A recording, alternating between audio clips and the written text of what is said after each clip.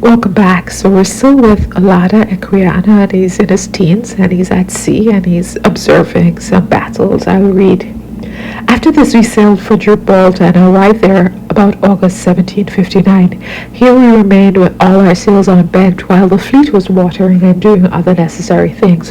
While we were in this situation, one day the admiral, with most of the principal officers and many people of all stations being on shore, about 7 o'clock in the evening, we were alarmed by signals from the frigates boats stationed for that purpose, and in an instant there was a general cry that the French fleet was out and just passing through the straits. The admiral immediately came on board with some other officers, and it is impossible to describe the noise, hurry, and confusion throughout the whole fleet.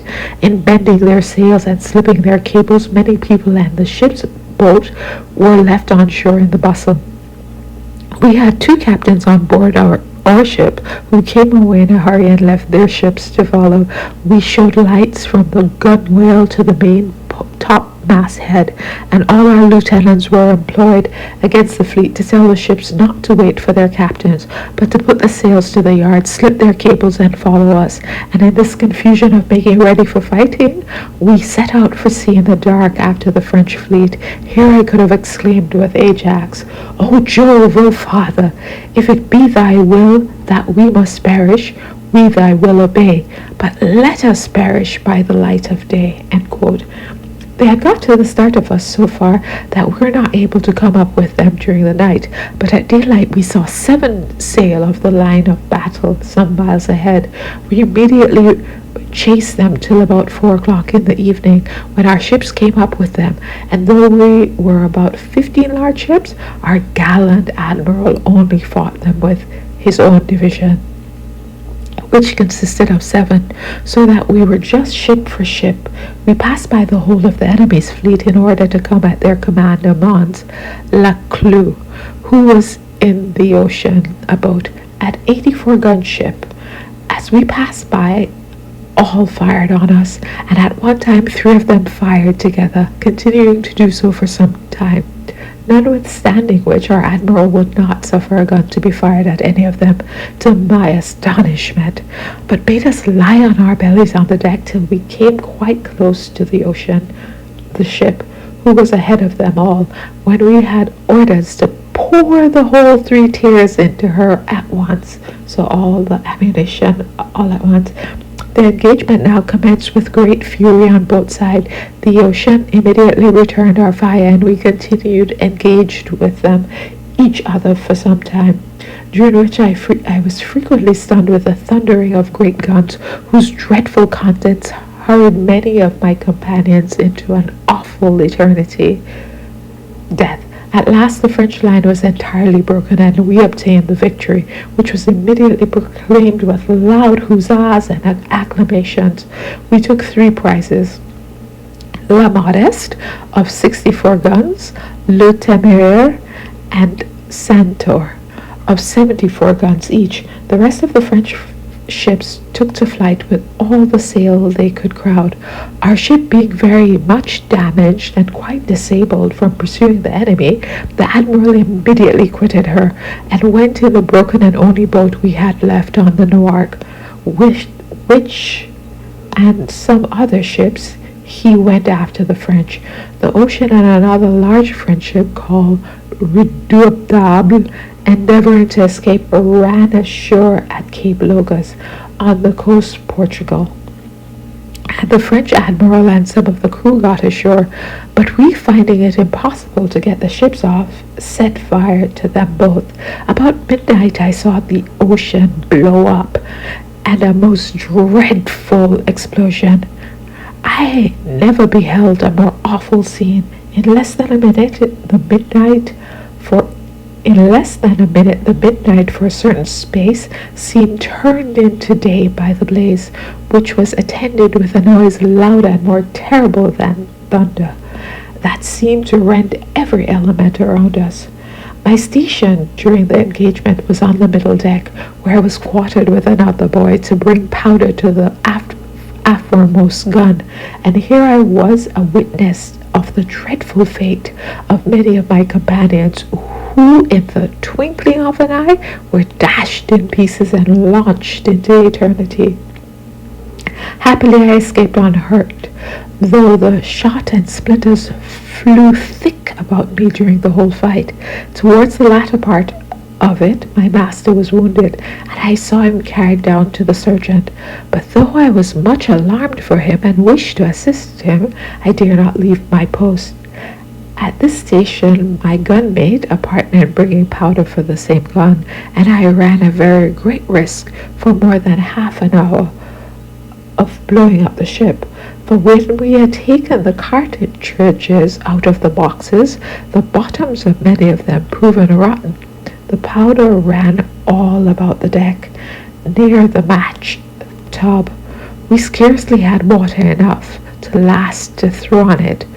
We were also, from our employment, very much exposed to the enemy's shot, for we had to go through nearly the whole length of the ship to bring the powder. I expected, therefore, every minute to be my last, especially when I saw our men fall so thick about me, but wishing to guard as much against the dangers as possible, at first I thought it would be safest not to go for the powder till the Frenchmen had fired their broadside, and then while they were charging, I could go and come with my powder.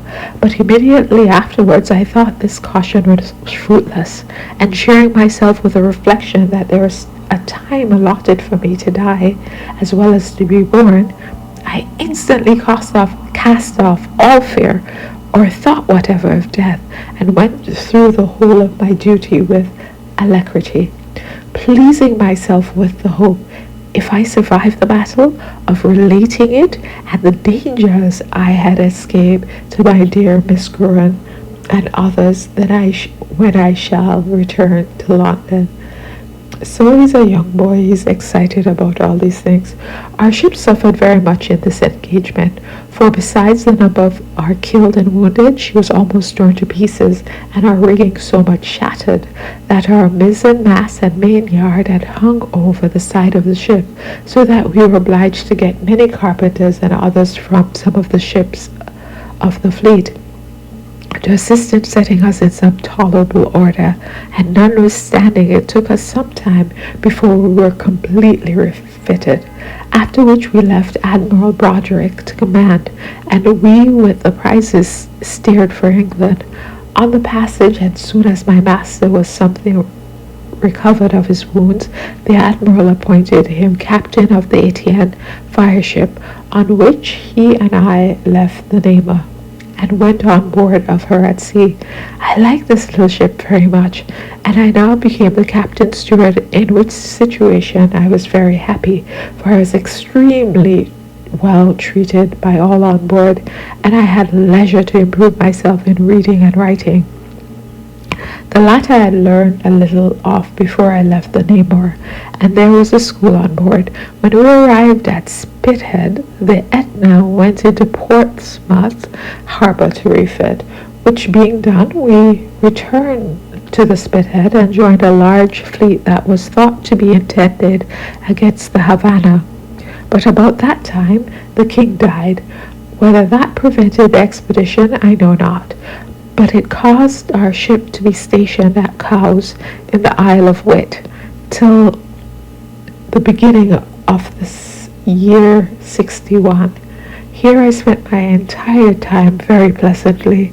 I was much on shore all about this delightful island, and found the inhabitants very civil. While I was here, I met with a trifling incident which surprised me agreeably. I was one day in a field belonging to a gentleman who had a black boy about my own size. The boy, having observed me from his master's house, was transported at the sight of one of his own countrymen, and ran to meet me with the utmost haste. I, not knowing what he was about, turned a little out of his way at first, but to no purpose. He soon came close to me and caught hold of me in his arms, as if I had been his brother, though we had never seen each other before. After we had talked together for some time, he took me to his master's house, where I was treated very kindly. This benevolent boy and I were very happy in frequently seeing each other till about the month of March 1761, when our ship had orders to fit out again another expedition. When we got ready, we joined a large fleet at Spithead, commanded by Commodore Keppel, which was destined after Belle Isle, and with a number of transport ships with troops on board to make a descent on that place. We sailed once more in the quest of fame. I longed to engage in new adventures and see fresh wonders. I had a mind on which everything uncommon made its full impression, and every event which I considered as marvelous, every extraordinary escape or signal deliverance, either of myself or others, I looked upon to be effected by the imposition of Providence. We had not yet been above 10 days at sea before an incident of this kind happened, which, whatever credit it may obtain from the reader, made no little impression on my mind. So I'm stopping here, and then I'll come back and tell you the third part. I'll read it to you. But this is a very exciting life, not very slavery-like. He seems like just an apprentice on a boat, learning how to do these things. And we'll see if that changes for him. Tell me what you think. Thanks for listening.